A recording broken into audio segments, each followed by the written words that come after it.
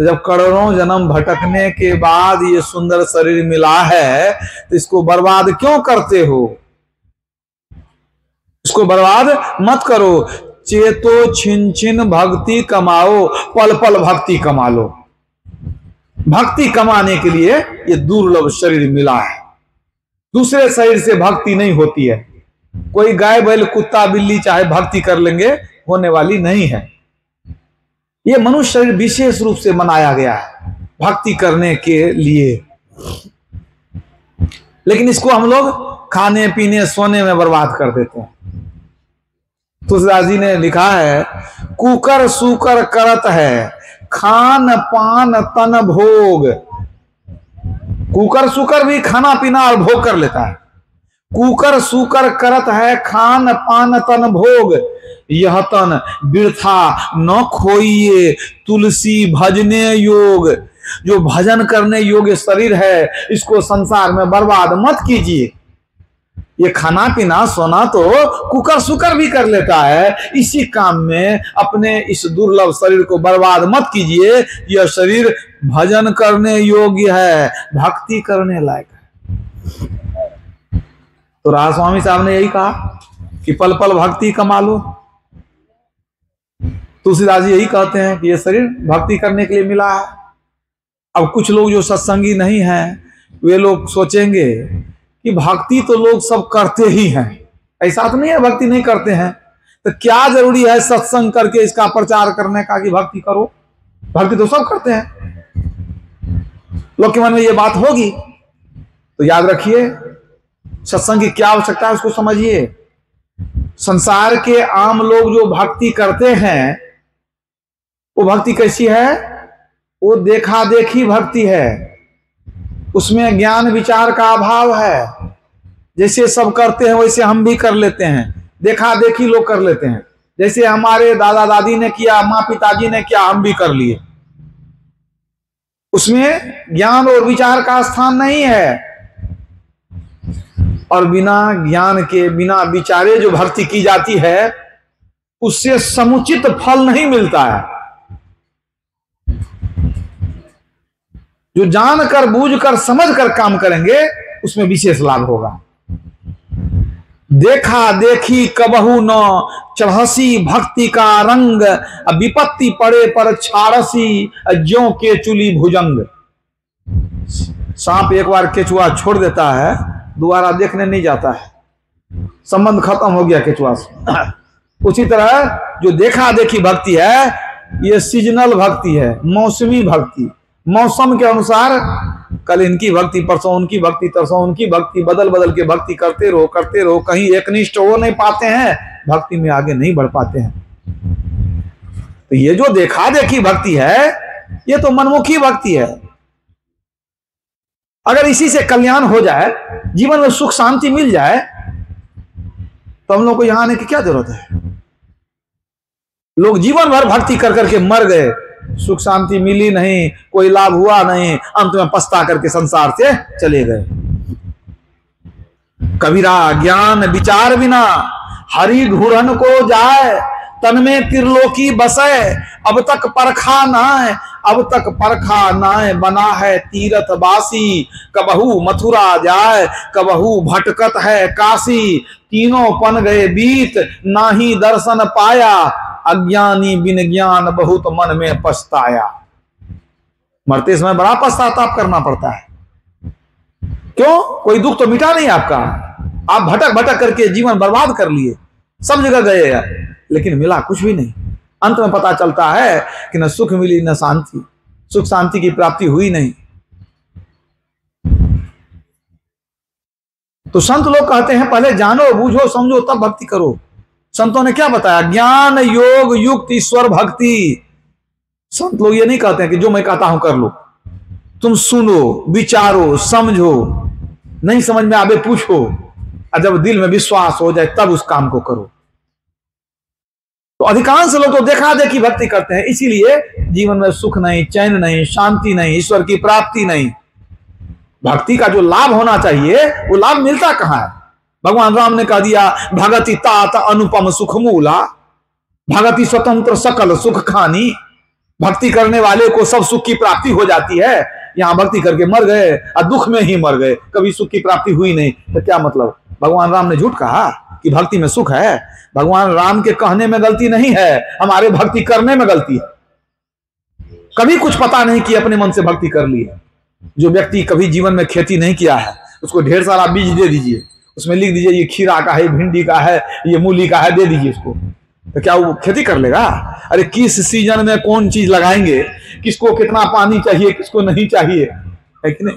हर चीज का ज्ञान होना चाहिए। पहले लोग सीखता है, जानता है, समझता है, तब खेती करता है। यदि कुछ मालूम नहीं हो, कुछ से कुछ कर लेंगे, सब बीज बर्बाद हो जाएगा, समय भी बर्बाद, शरीर भी बर्बाद, मिलेगा कुछ नहीं। वही बात है। तो देखा देखी जो भक्ति करते हैं वो कैसी भक्ति करते हैं? एक छोटी सी कथा सुनाता हूं। एक चोर गया कहीं चोरी करने के लिए, सेठ जी के यहाँ एक गोदाम में वो जो है सेंधमारी किया, दीवार काट के घुसा अंदर, बहुत टटोला कुछ मिल जाए, देखता है मोटा अनाज, कहीं मकई है, कहीं धान है, सोचा लेके क्या करेंगे, इतना मेहनत से दीवार काटे हैं, यही मिलेगा तो क्या आमदनी हुई। बहुत कोशिश किया कि कुछ बढ़िया चीज मिल जाए, तो अंधेरे में टटोलते टटोलते मिल गया उसको चीनी का बोरा। सोचा अच्छा चीनी है तो कुछ तो फायदा है इसमें, ये तो महंगा बिकेगा कुछ। अब मजबूत आदमी था, 2 बोरा चीनी निकाल के निकल गया वहां से। और जब चला गया, समाज से, टोल से आगे बढ़ गया, बस्ती से, और संजोग से वहां घूम रहा था कौन? चौकीदार, रात में पहरा देने के लिए घूम रहा था। देखा कोई जा रहा है दूर से, पहचान क्या आएगी, पीछे से देखा कि जा रहा, आवाज यार कौन है? वो भागा जोर से, भाई कौन है, कहीं बतावे, चोर, हम चोर हैं। जब भागा जोर से, तेजी से, तो चौकीदार समझ गया जरूरी चोर है, तब नहीं कुछ बोलता नहीं है, ना तो बताएगा नहीं कि अमुक आदमी है, अमुक जो घर है। वो समझ गया चोर है, तुरंत 2-4 आदमी को जगाया, अरे दौड़ो दौड़ो, चोर चोर चोर चोर पकड़ो। 2-4 आदमी सोया हुआ था, जगा दिया, सब दौड़ा उसके पीछे। अब वो चोर सोचता है तो बहुत तेजी से भागा, मजबूत था, फिर सोचा चीनी को बचाने के फेर में रहेंगे तो जान चली जाएगी, इतना भारी लेके कितना दौड़ेंगे हम। सोचा नहीं, इसको कहीं पर फेंक करके भाग जाएंगे। फिर सोचा कहीं गिरा देंगे, वो तो बुझ जाएगा कि चोर थे, हम चीनी चुरा के भाग रहे थे, बुझ जाएगा। तो ऐसी जगह पर चीनी को हम फेंक दें कि किसी को पता भी नहीं चले, वो जाने नहीं कि हम चोर हैं, कि चुरा करके जा रहे हैं। अब कहाँ छिपा दें चीनी को, कहाँ फेंकें? इधर उधर देखा तो छिपाने का कोई जगह नहीं मिला। तो अंत में देखता है क्या कि सड़क के किनारे कुआं है। सोचा क्यों ना कुआं में ही चीनी के फेंक गिरा देंगे, कोई नहीं पूछेगा कि चीनी का मैंने कौन ले गया, कहाँ फेंका, कुछ पता नहीं चलेगा, और न चीनी को देखेगा न बुझेगा हम चोर थे। तो कुआं में गया चीनी को गिराने, 2 बोरा चीनी कंधा पर रखा हुआ था, और जैसे गया बोरा को कुआं में गिराने, पैर फिसल गया, बोरा के साथ अपने भी चला गया। कहाँ? कुआं में, अपने भी गिर गया। अब गिर गया, इतने में वो लोग तो दौड़ के आ रहा था, खोजना शुरू किया, देखता अरे तो गायब हो गया। अचानक कुआं में गिर गया, उन लोगों को पता नहीं चला, दूर से जो आ रहा था वो लोग देखता है कि सुनसान जगह में एक आदमी था कि क्या था, गायब कैसे हो गया। वो लोग डर गया कि हो न हो भूत प्रेत हो, अचानक जो गायब हो गया है, कहीं हम ही लोग को धर ले भूत तब क्या होगा। तो जान लेके वो लोग भाग गया, कहा नहीं यहाँ रुकना ठीक नहीं है, चोर को खोजने के चक्कर में कहीं भूत न लग जाए। तो भाग गया जान लेकर के। वो लोग जो भाग गया, अभी कुआं में समझ गया कि अब चला गया है, और कुआं में पानी कुछ कम था, कंधा भर गला भर पानी था, डूबने वाला पानी नहीं था। तो अब सोचा कि किसी तरफ निकले। अब कैसे निकलेगा कुआं में से? अब चीनी का बोरा था, एक बोरा खड़ा किया पानी में, दूसरा बोरा खड़ा किया, सोचा कहीं इसी पर चढ़ करके किसी तरफ निकले। कोशिश किया, 2 बार कूदा तो सब गल गया, बैठ गया नीचे। चीनी तो गलने वाला चीज है, वो क्या निकलेगा उसमें से। बेचारा रात भर उछल कूद करते रहा, कुआं से निकल नहीं सका। एक और बड़ी आफत, जाड़ा का महीना था, समझ लीजिए आप, जाड़ा का महीना, कुआं में कोई गिर जाए तो क्या दशा होगी उसकी। तो दुर्दशा हो गई, बेचारे का हाथ पैर अकड़ गया, उसको ठंडी लग गई, ऐसी ठंड लगी कि हाथ पैर अकड़ गया। रख करके जाइए। अब जो ठंडी मार दिया उसी में पड़ा हुआ है, मारा लेकिन नहीं था। सुबह सुबह एक आदमी अपना जो है वो बाल्टी रस्सी लेकर के आया पानी भरने के लिए। अब शौच मैदान जाएगा, मुंह हाथ धोएगा। अब वो बाल्टी लेकर के जैसे डुबाया तो देखता है कि कोई आदमी बुझाता है कुआं के अंदर में। अब तो भागा वहां से, भाई कौन गिर गया इसमें, वो गया बस्ती प्रकार कुआं में कोई गिर गया, जल्दी चलो जल्दी चलो। 2-4-10 आदमी उधर से आया, सीढ़ी लिया, बांस लिया, मैंने बांस लिया, रस्सी लिया, लेकर के घुसा उसमें, निकाला तो देखता है भाई जिंदा है कि मर गया, तो था जिंदा लेकिन होश कुछ नहीं, बेचारे को ठंडी मार दी थी। अब कहा कि भाई आके देखो कौन आदमी गिर गया, इसके घर वाला को खबर दे देंगे। जितना आदमी आया देखने के लिए कोई पहचान नहीं सका, क्योंकि उस गांव का रहे तब तो पहचान हो, वो तो दूर का था। चोर जल्दी अपने गांव में चोरी नहीं करता है, कहीं पकड़ा गया तो मार खाएगा। अब देखिए उसको कोई पहचान नहीं सका, सब सोचा कि भाई जिंदा है, किसी तरह इसको होश में लाना है। आग में सेकना शुरू किया, अब सरसों तेल का मालिश शुरू किया, किसी तरह जी जाए तो बताएगा कि कौन आदमी है, कैसे गिर गया बेचारा इस कुआं में, कोई नहीं जान रहा है चोर है। इधर तो मालिश करते रह गया, सेकते रह गया, बीच में ही राम नाम सत हो गया, मर गया बेचारा। अब मर गया तो आदमी है, कैसे लाश को फेंक दे। अब लोग सब बैठा वहां पर कि भाई क्या करें इसको, तो कुछ हिंदू लोग थे, कुछ मुसलमान लोग थे। तो हिंदू लोग ने कहा भाई इसको जलाने बड़ा परेशानी है, लकड़ी लाओ, सूखी लकड़ी फिर जलाओ, बहुत मेहनत है। तो कुछ मुसलमान भाई थे, कहा था एक काम कीजिए, दफना ही दीजिए, है ना, इसको जमीन में गाड़ दीजिए, दफना दीजिए। कहा ठीक है, ये तो आसान बात है। अब कुएं के बगल में सरकारी जमीन थी, वहीं पर खोद खाद के बढ़िया से उसको गाड़ा तो ऊपर से मिट्टी चढ़ा दिया, कहीं कोई खोद न दे जानवर वगैरह, बढ़िया से मिट्टी वगैरह उसमें चढ़ा दिया। अब तो उसकी मैंने समझिए जो गति होने वाली थी, गति हो गई। अब इसी बीच में क्या हुआ, तो कोई आदमी कुआं से पानी निकाला और थोड़ा कुला वगैरह करने लगा, तो कहता है क्या, अरे भैया ये तो पानी बड़ा मीठा लगता है। कहा झूठ बोलता है, पानी का मीठा होता है। कहा देखें पानी दो हमको भी, तो थोड़ा पानी वो भी मुंह में लिया, वो भी मुंह में लिया, अरे पानी तो मीठा हो गया। अब तो ऐसा चमत्कार हुआ कि पानी कुआं का मीठा हो गया, भीड़ लगने लग गई, गांव का सब लोग उलट गया। जो आदमी मर गया उसको देखने उतना आदमी नहीं आया, लेकिन कुएं का पानी मीठा हो गया, चमत्कार हुआ। इस चमत्कार देखने के लिए बहुत लोग आया, और धीरे धीरे सब कोई अपने अपने घर से लोटा गिलास लेकर के आवे कि थोड़ा पानी हमको भी दो, ये चमत्कारी पानी है। कोई कहता था अपने पिताजी को पिलाएंगे तो उनका लकवा ठीक हो जाएगा, कोई कहता था दादाजी को पिलाएंगे तो रतौंधी ठीक हो जाएगी। कहे कि बड़ा चमत्कारी पानी है, ये तो पानी मीठा हो गया तो बहुत चमत्कारी है। अब तो जो एक बाल्टी पानी भरे सब उसमें लोटा गिलास में ले करके अपना अपना घर जाए, कोई अपना पीबे, बच्चा बाल बच्चा को पिला दे, भाई इसको बच्चा नहीं होता इसको पानी पिला दो, इसको बच्चा भी होगा। बड़ी भीड़ लगने लग गई एकदम पूरा।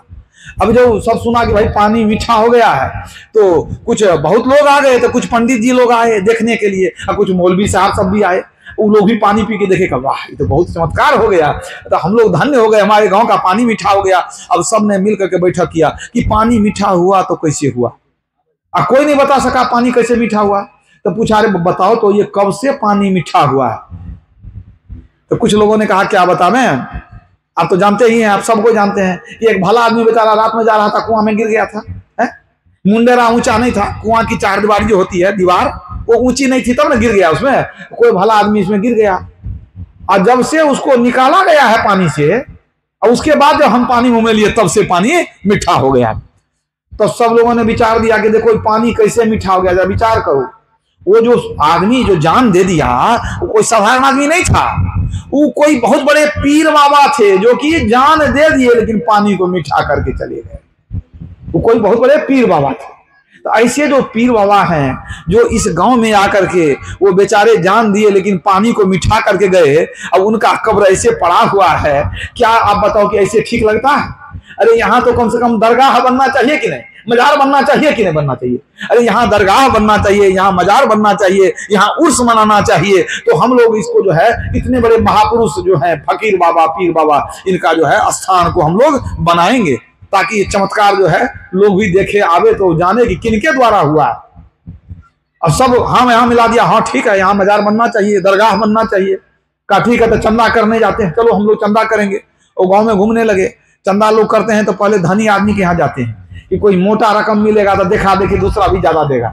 तो खोजते खोजते सबसे धनी आदमी के यहाँ गए, अब वहां पर कहा बताए कि देखिए आप भी पानी पी के देखिए कितना मीठा हुआ है पानी, ये चमत्कार है पीर बाबा का। वो जान दे दिए लेकिन मीठा पानी को मीठा कर दिए, हमारे गांव का नाम रोशन हो गया, पूरे जिला भर के लोग आते हैं पानी पीने के लिए, है कि नहीं? तो अब जो दरगाह बनेगा तो आप इसमें मदद कीजिए। का एकदम मदद करेंगे। सबसे पहले 11,000 रुपया वही निकाल के दिए, सबसे बड़ा सेठ है। कौन निकाल के दिए? वही सेठ जिसकी 2 बोरी चीनी चोरी हो गई थी। समझ गए बात को कि नहीं? जिसके यहाँ चोरी हुई थी चीनी, जो मैंने गायब हो गया था, तो वो तो 2 बोरा चीनी जिसका गायब हुआ, जिसके चीनी से पानी मीठा हुआ, वही बेचारा सबसे पहले 11,000 दिया। अब कुछ ही समय में इतना पैसा जमा हुआ कि खूब बढ़िया दरगाह बन के तैयार। अब तो लोग सब एकदम डाली फुल डाली सब ले लेकर के पहुंचना शुरू। कोई फल लेके आवे, कोई मिठाई लेके, कोई अगरबत्ती लेके, कोई चादर लेकर के, हे पीर बाबा कल्याण करो, हमारा दुख हर लीजिए, हे पीर बाबा। सब आके माथा पटकना शुरू किए। मुसलमान लोग इक्का दुक्का आते थे। और जिसके घर में अपने 33 कोटि देवता है, जिसके गोसाई घर में अपने हजारों देवी देवता का फोटो साटा हुआ है, वही लोग फुलडाली ले लेकर के वहां माथा पटकना शुरू किए। हिंदू लोग वहां आना शुरू किए, ज्यादा भीड़ उन्हीं की। अब बताइए कि ये कौन सी भक्ति है, आप समझ करके बताइए कौन सी भक्ति है। उस चोर के कब्र की पूजा करने से क्या मिलने वाला है, सो बताइए। कुछ मिलेगा? कुछ नहीं मिलेगा। काहे के लिए जीवन बर्बाद करते हैं? इस तरह से देखा देखी भक्ति करना नाजायज बात है, एकदम नाजायज बात है। अरे जिनकी भक्ति करेंगे पता कर लीजिए कि वो उनसे हमको भक्ति करने के बाद क्या मिलने वाला है।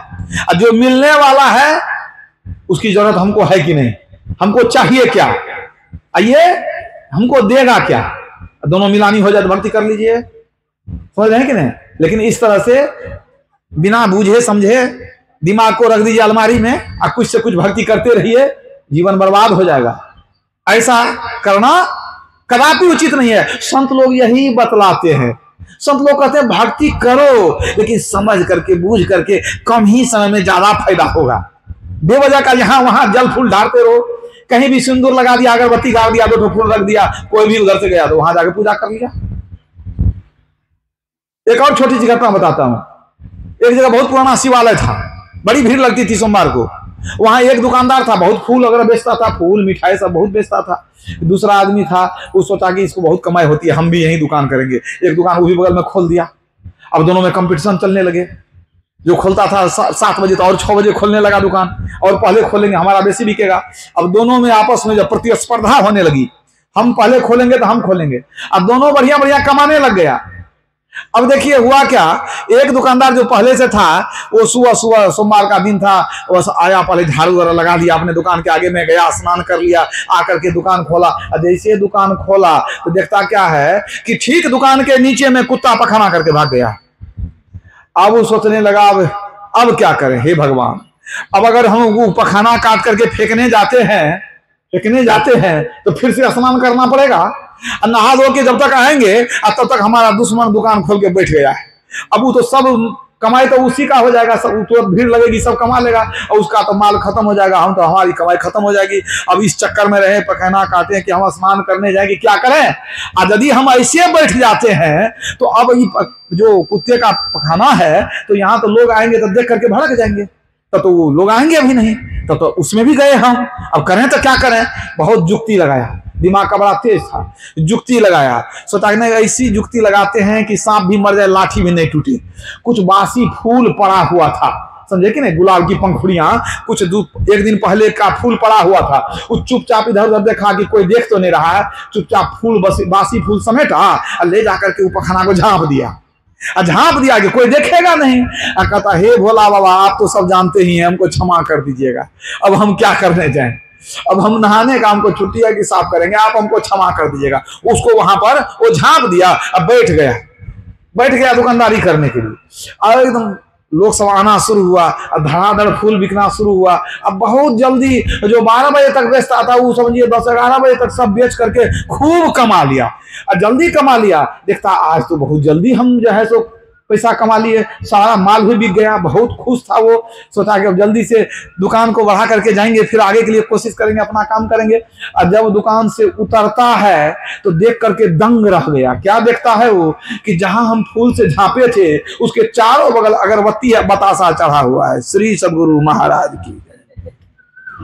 तो उसकी फूल की बिक्री क्यों ज्यादा हो गई, लोग एक डाली के बदला 2-2 डाली लेने लग गया कि एक डाली पहले यही चढ़ा देंगे, यहाँ भी कोई भगवान जो प्रकट हुए हैं, यहीं पर कोई भगवान प्रकट हुए हैं, पहले यहीं पर चढ़ा देंगे तब जाएंगे मंदिर में, बुझे कि नहीं।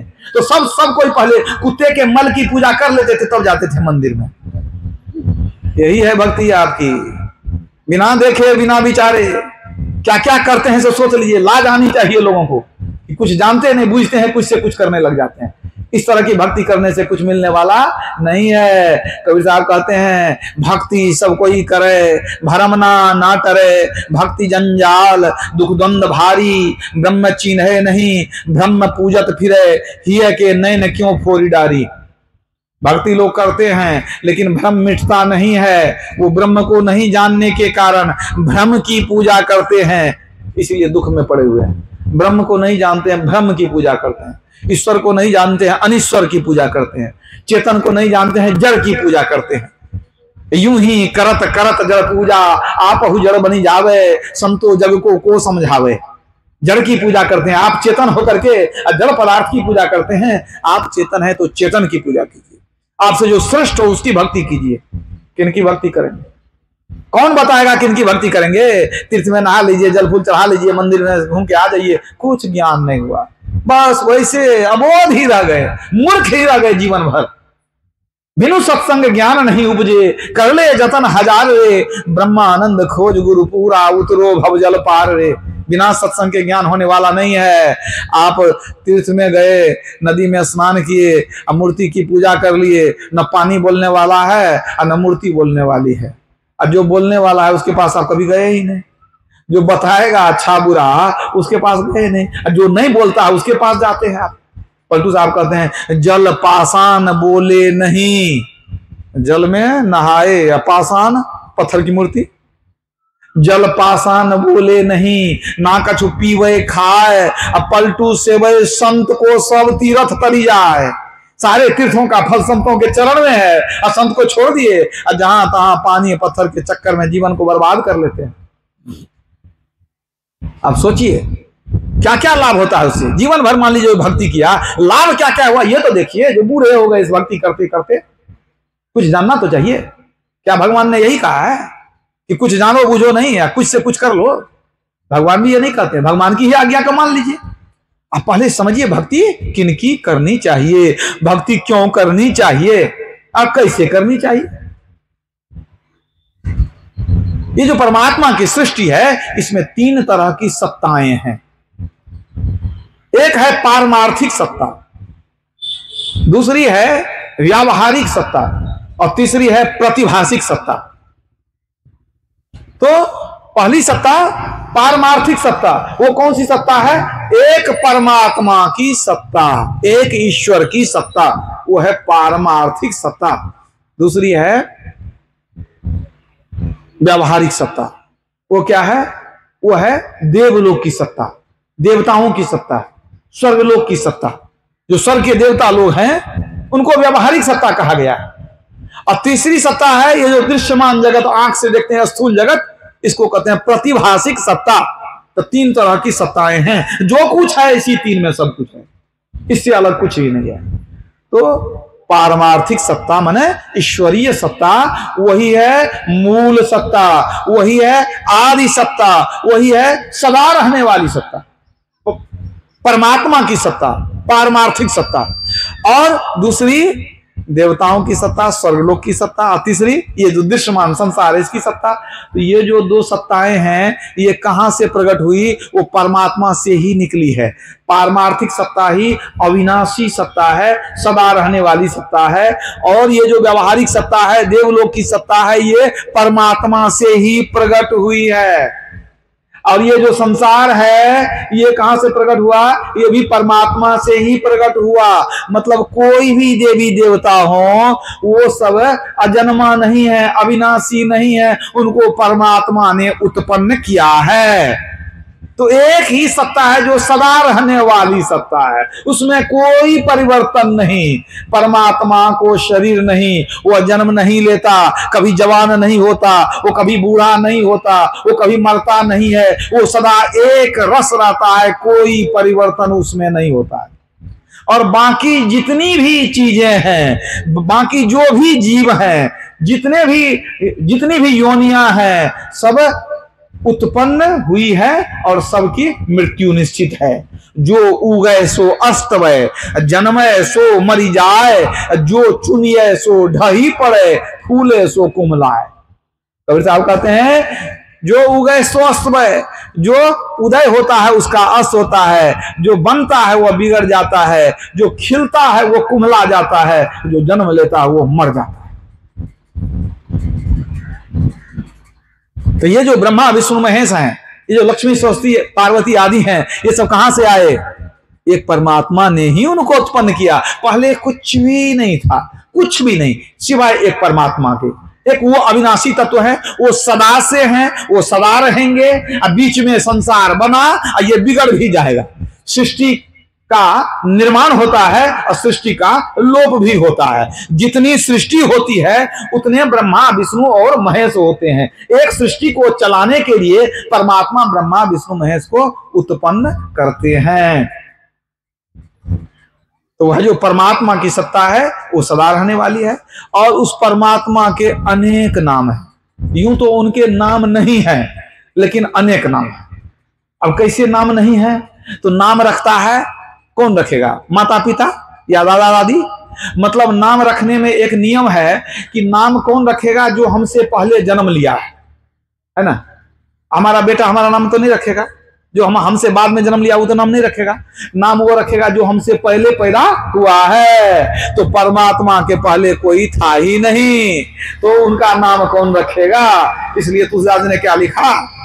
एक अनीह अरूप अनामा अज सच्चिदानंद परधामा। क्या कहते हैं? वो अनामा है, उसका कोई नाम नहीं है, क्योंकि उसको कोई माँ बाप नहीं है। तो माँ बाप नहीं है तो नाम कौन रखेगा? तब आप कहेंगे इतना नाम कहां से आया? तो माँ बाप तो नहीं है, संतान है कि नहीं? हम लोग उन्हीं के ना संतान है, तो हम ही लोग नाम रख दिए।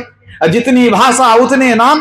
परमात्मा एक ही एक है, लेकिन नाम अनेक है। देखिए, उसी को इस्लाम धर्म में अल्लाह या खुदा कहते हैं, ईसाई गॉड कहते हैं, चीन के लोग तितीन कहते हैं, यहूदी धर्म में जेहोवा कहते हैं, पारसी धर्म में अहुर मज्द कहते हैं, बौद्ध धर्म में उसको बुद्ध कहते हैं, और सनातन धर्म में क्या कहते हैं? ईश्वर, परमात्मा, परमेश्वर, ब्रह्म, राम, कृष्ण, शिव, हरि, परमात्मा का सब नाम है। राम और कृष्ण भी नाम है उनका।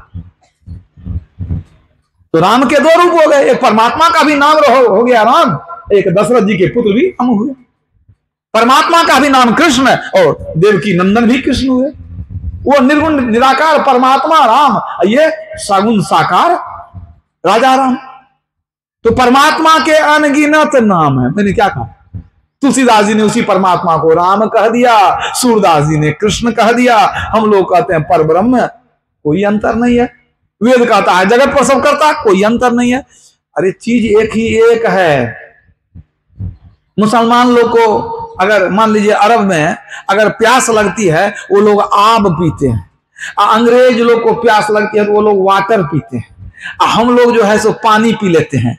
अब कुछ पंडित जी लोग जल पीते हैं। तो एक ही चीज पीते हैं कि अलग अलग पीते हैं? तो एक ही ना। प्यास तो बुझेगी उसी से ना। नाम अलग कहने से क्या होगा? बहुत नाम कहने से बहुत नहीं हो जाता है। दादू सृजनहार के केते नाम अनंत, चित्त आवे सो लीजिए यो साधु सुमरे संत। अब आपको कोई पूछेगा परमात्मा कहेंगे किसको? कोई पूछ दे परमात्मा की क्या परिभाषा है, किसको परमात्मा कहते हैं? आप सरल शब्द में कह सकते हैं जिसने इस समूचे सृष्टि को बनाया वही परमात्मा है। जिसने इस सृष्टि का निर्माण किया, सृष्टिकर्ता वही परमात्मा है। इस्लाम धर्म में कहा गया है, खुदा ने कहा कुन, संसार हो गया। अरबी भाषा का शब्द है कुन, जिसका अर्थ है हो जा। खुदा ने कहा कुन, संसार हो गया। परमात्मा से आवाज निकली, संसार हो गया। इसी तरह ईसाई धर्म कहता है गॉड इज क्रिएटर, गॉड जो है उसने संसार को बनाया। और हम लोग कहते हैं जगत प्रसव करता ईश्वर, ईश्वर ने संसार को बनाया। तो इस संसार को बनाने वाला ही परमात्मा है। अब समझ गए? अब देखिए एक बात और है। अब आपके गोसाई घर में यदि बहुत देवी देवता हो, अब कितने सत्संगी लोग हैं कि भाई वो तो सत्संगी हैं, घर में पूजा पाठ भी होता है। क्यों भाई? किसी की सास, किसी के पिताजी, किसी की माँ अपना पूजा पाठ करती है, वो सत्संगी अभी नहीं बनी है, ठीक है, तो वो करते हैं लोग। तो आपके मान लीजिए पूजा घर या जो भी कहते हैं आप देवता का घर, उसमें अनेक तरह के, या गोसाई घर, अनेक तरह के देवी देवताओं की तस्वीर लगी है। आप उन देवताओं के बारे में, देव के बारे में जानिए, पढ़िए, समझिए, किसी से पूछिए कि क्या वो देवता सृष्टि को बनाया है? पता लगा लीजिए। क्या आपके यहां काली है तो क्या काली माता ने सृष्टि को बनाया था, सूर्य चंद्रमा को, धरती को? तो आपको पता लगेगा ना वो तो नहीं बनाए। क्या दुर्गा जी ने बनाया? नहीं बनाए। क्या भगवान राम जो नवमी के दिन जन्म लिए तो जन्म लेने के बाद धरती चंद्रमा बनाए थे? नहीं ना, कि पहले से था? ये सृष्टि थी ना पहले से। तो राम भी पैदा हुए तो सृष्टि को नहीं बनाए, कृष्ण भी पैदा हुए सृष्टि को नहीं बनाए, दुर्गा जी आई तो सृष्टि को नहीं बनाई, काली माता ने सृष्टि को नहीं बनाई। तो भाई बनाया कौन? इन लोगों के आने से पहले भी सृष्टि थी। तो जिसने पहले बना करके रखा वो परमात्मा। समझ गए कि नहीं? वो कौन है? वो हमारे माता पिता भी हैं, ये देवी देवता के भी माता पिता है। यही नहीं समझ में आती है बात। अब देवी देवता को ईश्वर समझ लेते हैं, परमात्मा समझ लेते हैं। ये देवी देवता आदरणीय है, शक्तिशाली है, मान लीजिए पूजनीय भी है, सब कुछ हो सकते हैं, लेकिन ये परमात्मा नहीं हो सकते, ये सृष्टिकर्ता नहीं हो सकते। याद रखिए इस बात को। अब आपके मन में होगा इसका कोई प्रमाण है कि परमात्मा ने ही सबको पैदा किया है? तो रामचरितमानस को तो मानते हैं। जो सत्संगी नहीं है, क्या वो रामायण को नहीं मानते हैं? रामचरितमानस को वो मानते हैं। तो पढ़िए रामचरितमानस, क्या लिखा हुआ है। शंभु विरंच विष्णु भगवाना, उपजहि अंशु जासु ते नाना, जासु अंश उपजहि गुण खानी, अग्नित लक्ष्य उमा ब्रह्मानी। क्या कहा गया? परमात्मा के अंश मात्र से अनेक ब्रह्मा, अनेक विष्णु, अनेक महेश प्रकट होते हैं। अनेक, एक नहीं, अनेक लक्ष्मी, अनेक सरस्वती, अनेक पार्वती उत्पन्न होती है। परमात्मा के अंश मात्र से अनेक ब्रह्मा विष्णु महेश प्रकट होते हैं। अब आप समझ लीजिए। तो परमात्मा जब सृष्टि को बनाए, सृष्टि का निर्माण हुआ, तब क्या हुआ? तब उन्होंने देवी देवता को भी उत्पन्न किया, ब्रह्मा विष्णु महेश को उत्पन्न किया, ताकि सृष्टि चलाने में मदद हो सके। उनको परमात्मा ने शक्ति भी दिया। शक्ति नहीं देंगे तो काम कैसे होगी? पैदा भी किए, शक्ति भी वही दिए। अब आप जरा विचार कीजिए, जब ब्रह्मा विष्णु महेश को इतनी शक्ति है तो परमात्मा को कितनी शक्ति होगी? क्योंकि उन्होंने दिया है। तो देने वाला अपना सब कुछ देकर कंगाल नहीं हो जाता है, याद रखिएगा। और एक ही ब्रह्मा नहीं है, जितनी सृष्टि उतने ब्रह्मा होते हैं। सृष्टि खत्म हो जाती है, फिर सृष्टि बनती है, फिर ब्रह्मा पैदा होते हैं। तो उस परमात्मा में कितनी शक्ति होगी, आप जरा कल्पना करिए। शारद कोटि अमित चतुराई, विधि सत कोटि सृष्टि निपुनाई, विष्णु कोटि सम पालन करता, रुद्र कोटि सम सत संहरता। रामचरितमानस में लिखा गया है, मैं संक्षेप में सुना देता हूं। करोड़ों सरस्वती के समान परमात्मा में ज्ञान है, करोड़ों ब्रह्मा के समान अकेले वो सृष्टि करने में सक्षम है, करोड़ों विष्णु के समान वो पालन कर सकते हैं, और करोड़ों शिव के समान वो संहार कर सकते हैं। इतनी शक्ति परमात्मा राम में है। अब आपको पता चला परमात्मा क्या है। तब सोचिए, परमात्मा को छोड़ करके आप जो है कितना अपना घाटा कर लेते हैं, कितनी हानि करते हैं। बड़ा होई ते ही पूजिए संतन किया विचार। एक परमात्मा की भक्ति करेंगे, सबकी भक्ति हो जाएगी। और नहीं तो देवता को बढ़ाते जाइए। कितने की भक्ति आप करेंगे? 5, 10, 20, 25, 100 भी नहीं पुरा सकिएगा आप। 100 का नाम कहेंगे, गिनाने के लिए आप नहीं गिना सकते हैं। अब 33 कोटि देवता, तो क्यों ना एक ईश्वर की भक्ति करें। गुरु महाराज कहते थे कि एक हाथी के पैर के चिन्ह में सभी जानवर का पैर का चिन्ह समा जाता है ना। हाथी के पैर का यदि चिन्ह है तो वो इतना बड़ा है कि किसी भी जानवर का चिन्ह उसमें, पैर का चिन्ह उसमें समा जाएगा। इसी तरह एक ईश्वर की भक्ति करने से सबकी भक्ति हो जाती है, कोई भी बाकी नहीं रहते हैं। एक ईश्वर पर अचल विश्वास। अगर आप फिर भी ना समझें कि नहीं हम तो सब दिन कराए हैं वही करेंगे, तो याद रखिए तब आप जन्म मरण से छूट नहीं सकेंगे। सबसे बड़ी बात यही है कि जन्म मरण का चक्र जो है इससे नहीं छूट सकेंगे। आप जन्म लेंगे, शरीर में आएंगे तो दुख छूटेगा। इस जीवन में, इतने बड़े जीवन में सबसे बड़ा दुख क्या है? सबसे बड़ा दुख है मृत्यु का दुख। मरना कोई नहीं चाहता है। मरते क्यों हैं? जन्म लेते हैं इसलिए मरते हैं। तो जन्मने में भी दुख होता है और मरने में भी दुख होता है। दोनों तरफ दुख है, दुख ही दुख है। तो सबसे बड़ा दुख है मृत्यु का दुख। प्रत्येक बार मरना पड़ता है। ऐसा नहीं है कि अभी मर गए। भगवान राम ने क्या कहा? आकर 4,84,00,000 योनि भ्रमत यह जीव अविनाशी। ये जीव अविनाशी है, विभिन्न शरीरों में घूमता रहता है, जन्म लेता है, मरता रहता है। यही बात भगवान श्री कृष्ण ने कहा।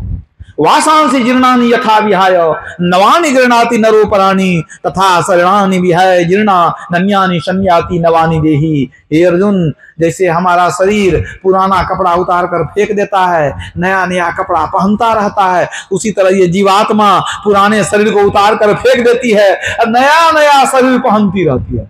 मतलब बुझे, जैसे आप कपड़ा बदलते हैं, उसी तरह आपके भीतर में जो जीवात्मा है वो शरीर को बदलती है।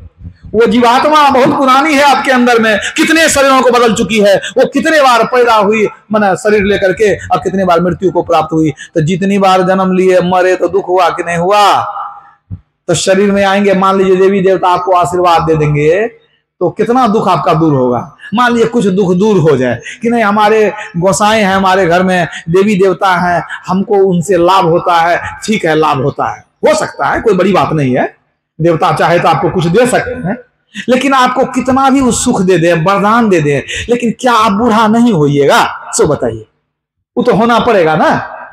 अच्छा, और उसके बाद मरिएगा कि नहीं मरिएगा? मरना तो पड़ेगा। ऐसा है कि कोई देवी देवता आपको वरदान दे देंगे कि जाओ तुम नहीं मरेगा? ऐसा नहीं होता है। रावण ने बहुत तपस्या किया, अब बहुत तपस्या करके वरदान मांगा, शायद ब्रह्मा जी से वरदान मांगा कि हमको अमर होने का वरदान दे दीजिए कि हम कभी मरे नहीं। तो भगवान ने कह दिया कि ऐसा ऐसा वरदान किसी को नहीं मिलता है। कहा तब हम कुछ नहीं लेंगे, इतनी तपस्या की है, आप हमको अमर होने का वरदान नहीं देंगे? कहा देखो, हम वरदान तो तुमको देंगे, लेकिन प्रकारांतर से देंगे, सीधा सीधी नहीं देंगे, कुछ घुमा के देंगे। कहा था घुमा के दे दीजिए, बोलिए कैसे दीजिएगा? तो भगवान ने कहा देखो जी, तू कहता है कि हमको अमर बना दीजिए, कभी मरे नहीं, वो नहीं होगा। तो ऐसा करते, हम एक तीर तुमको देते हैं, ये तीर जो है ना, सिर्फ इसी तीर से तू मरेगा, दूसरे चीज से तू नहीं मरेगा। तब तो हो गया ना अमर। कहा तो हो गया काम, यही तीर से हम मरेंगे, तो तीर दे दीजिए हमको, हम तीर को ऐसे जगह में रखेंगे कि ना कोई तीर जानेगा ना हम मरेंगे। हो गया कि नहीं?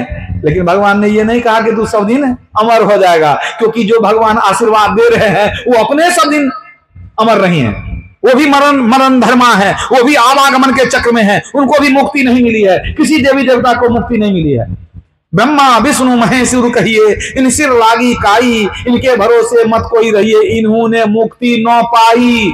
ये देवी देवता को भी मुक्ति नहीं मिली है, भले वो लाख बरस, हजार बरस, करोड़ वर्ष स्वर्ग में मौज कर ले, लेकिन एक दिन स्वर्ग से उनको भी आवागमन के चक्र में घूमना पड़ता है। तो तीर लेकर रावण बड़ा खुश हुआ कि अब तो हम अमर हो गए, लेकिन वो तो बुझा नहीं कि भगवान ने खेल कर दिया है। वो सोचा कि तीर को कहां रखेंगे, हम तो जहां तहां चले जाते हैं लड़ाई मारपीट करने के लिए, अब तीर को कौन पहरा करेगा?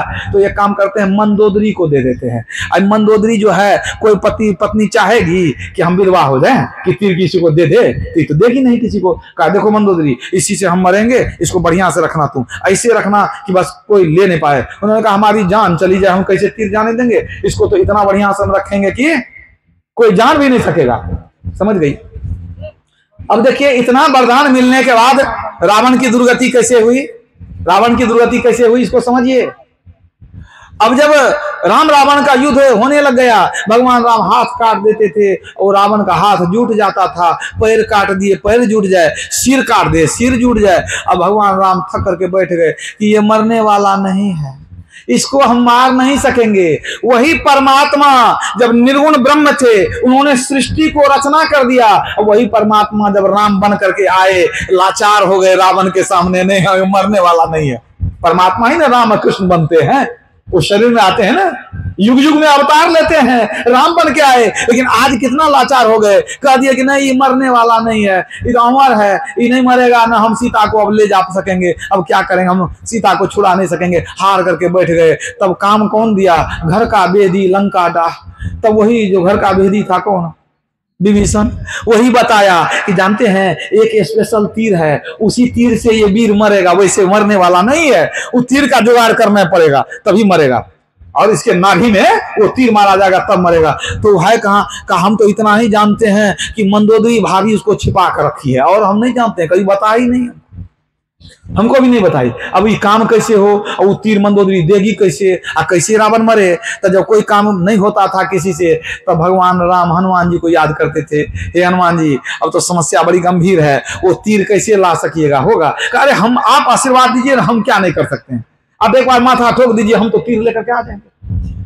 कहा ठीक है। वो हनुमान जी चले गए, एक ब्राह्मण का रूप बना करके चले गए रावण के महल में, भिक्षाम देही भिक्षाम देही। वहां जाके आवाज लगाए, मंदोदरी निकली, देखते हैं कोई साधु बाबा है, कहा ये विराजिए। कहा हम क्या विराजेंगे, लेकिन हम तो कुछ कहने के लिए आए, भिक्षा भी लेंगे लेकिन कुछ कहने आए। कहा क्या, हम जानते हैं कि राम रावण का युद्ध हो रहा है, और तेरे पति जो है ना बड़े वीर हैं, वो तो बहुत वीर हैं, तो बात स्वाभाविक है, लेकिन एक बात है, तुम ख्याल रखना, उस तीर को ठीक से रखना। कहा कौन तीर? अरे जिससे रावण मरने वाला है ना, उस तीर को बड़ा बढ़िया से रखना। कहा नहीं, हम बहुत बढ़िया से रख दिए हैं, चिंता मत कीजिए।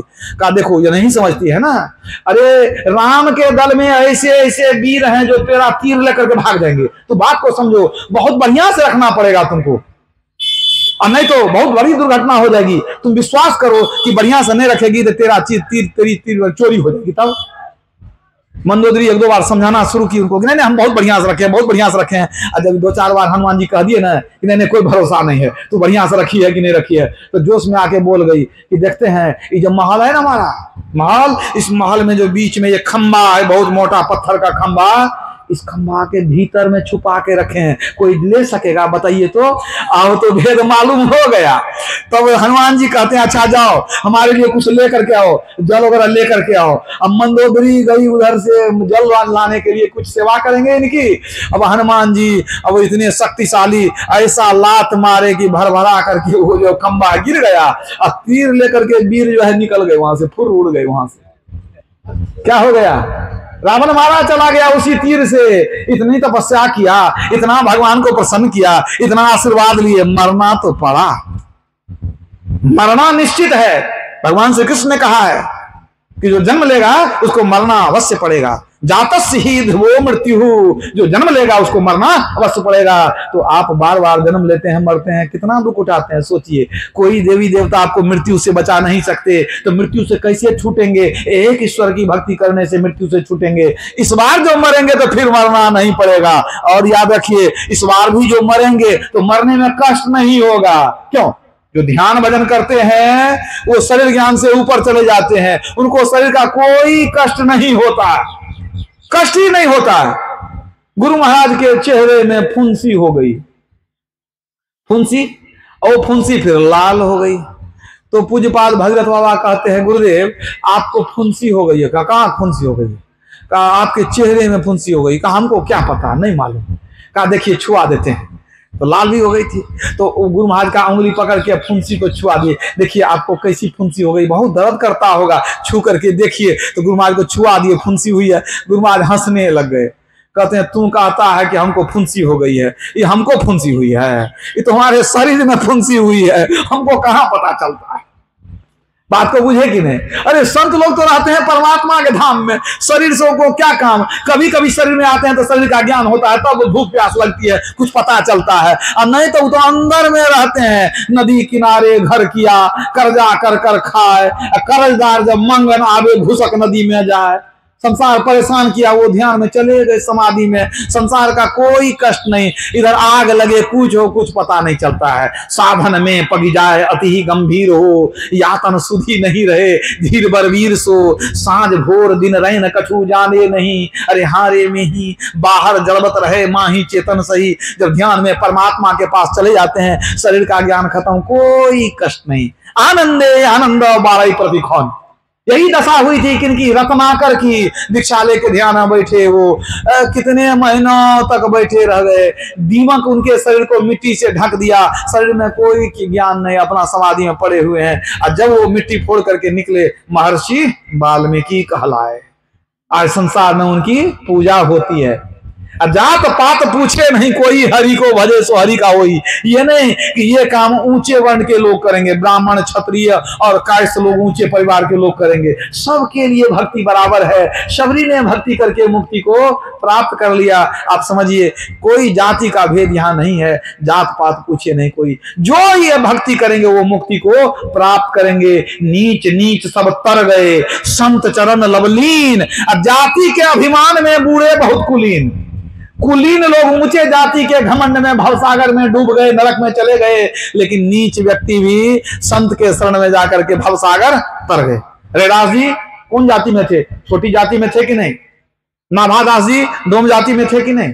तो छोटी छोटी जाति में देखिए, बुल्ला साहब छोटी जाति में थे। जाति पाति का कोई भेद नहीं है, जितने मनुस्तंधारी हैं प्रभु भक्ति कर सकते हैं, सभी सब कोई भक्ति कर सकते हैं, सबके अंदर मुक्ति का द्वार है। भगवान राम ने कहा साधन धाम मोक्ष कर द्वारा, उन्होंने ये नहीं कहा कि ब्राह्मण के अंदर में मुक्ति का द्वार है, शूद्र के अंदर में, हरिजन के अंदर में मुक्ति का द्वार नहीं है। प्रत्येक मनुष्य को परमात्मा ने बनाया। यहाँ जाति भेद तो हम लोग बांट दिए हैं, परमात्मा इंसान बना करके भेजते हैं सबको। तो जो कोई चाहेंगे कि हम जन्म मरण के चक्र से छूट जाएं, हम मुक्ति को प्राप्त करें, उनको युक्ति लेकर के भक्ति करनी पड़ेगी। याद रखिएगा, जितने भी संत हुए पहले अपने मन से वे भक्ति करते हैं, बाद में सत्संग सुन के ज्ञान होता है तो वो दीक्षा लेकर के भक्ति करते हैं। रामकृष्ण परमहंस जी महाराज उच्च कोटि के भक्त थे, काली की उपासना करते थे, माता काली उनको साक्षात दर्शन देती थी, उनको भी दीक्षा लेना पड़ा।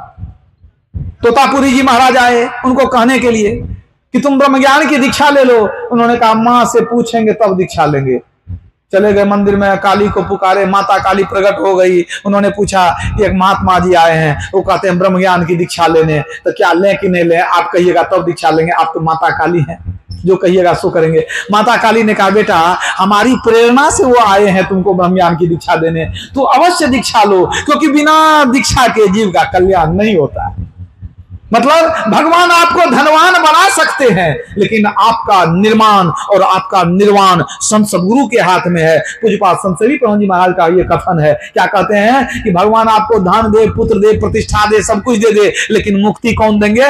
गुरु ही देंगे। गुरु जब दीक्षा देंगे, बता देंगे ऐसी भक्ति करो, तो उस भक्ति के द्वारा परमात्मा को जानेंगे। अब बिना एक परमात्मा को जाने मुक्ति नहीं मिलती है। किसी देवी देवता में वो क्षमता नहीं है कि मुक्ति दे सके। मैंने उदाहरण दिया कि अगर मान लीजिए देवी देवता अगर मुक्ति देते तो सबसे पहले भगवान राम अपने पिता को मुक्ति देते।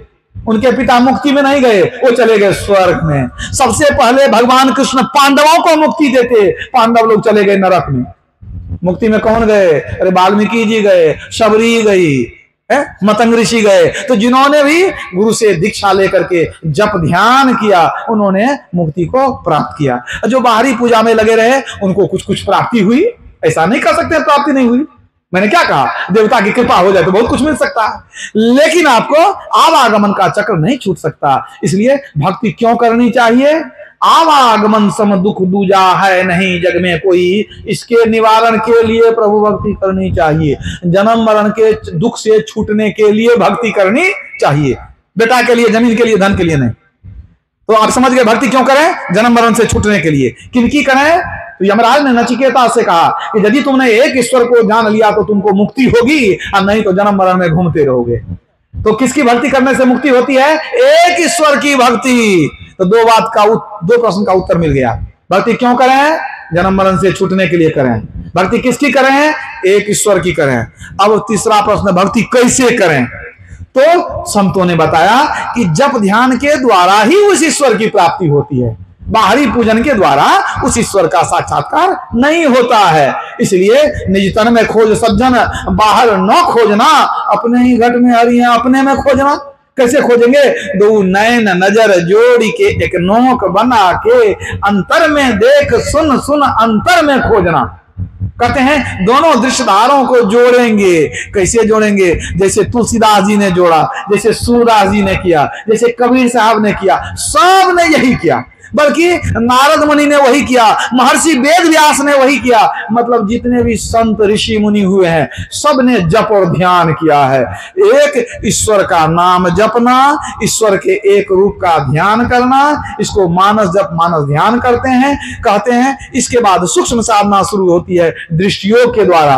दृष्टियोग के द्वारा ब्रह्म ज्योति का दर्शन होता है। इसके बाद जब प्रकाश मंडल में जाते हैं तब शब्द मिलता है और शब्द के सहारे ही परमात्मा तक जाते हैं। तो ये जो जप ध्यान की क्रिया है ये बिना गुरु की कृपा के होने वाला नहीं है। इसलिए सबको चाहिए कि इस ज्ञान को अपनावें और अपना कल्याण करें। बोलिए प्रेम से श्री सद्गुरु। यदि कोई दीक्षा लेने वाले होंगे तो अभी आरती के बाद हमसे मिल करके हमको यही बता देंगे, पहले बता दीजिए, तब मैं वहां मंदिर पर इंतजार करूंगा, तब उनको दीक्षा होगी। अगर कोई दीक्षा लेने वाले नहीं होंगे तो मैं वहां से प्रस्थान कर जाऊंगा। इसलिए पहले हमको यहाँ आप जानकारी देंगे कि व्यक्ति तैयार है दीक्षा लेने के लिए। और एक बात है, यदि आप दीक्षा लेने के लिए तैयार होंगे तो आपको तुरंत ही वहां